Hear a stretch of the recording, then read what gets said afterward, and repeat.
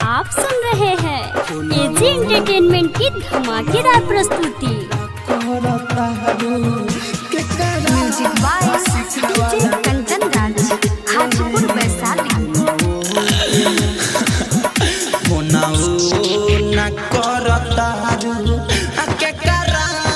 सिखावाला ने ना करतारू के करा सिखावाला में बोला का डर बावे बोला का डर बावे हमारा से बतावाला में फोनऊ ना करतारू के करा सिखावाला में फोनऊ ना करतारू के करा सिखावाला में। Mix by AG recording studio.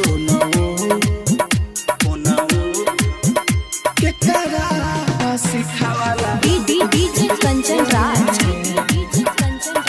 Hajipur Vaishali.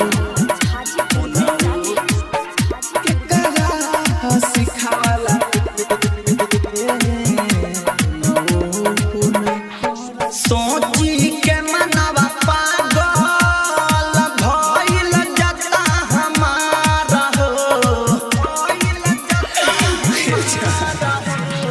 काहे रुवावता रू बोला आंसुआ के धार हो आंसुआ के धार हो। बड़का गलती हमसे भइल बड़का गलती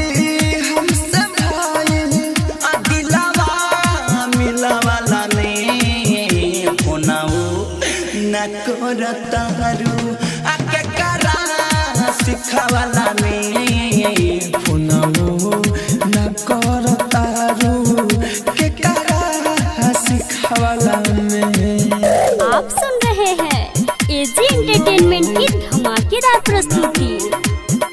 के करा सिखावाला डीजे कंचन राज,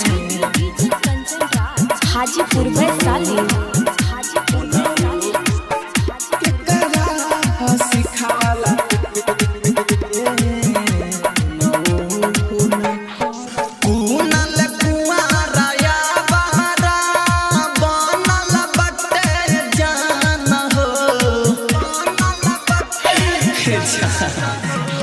मेरा जमिसाइल राहुल के निकले लागल परान हो निकले लागल परान हो।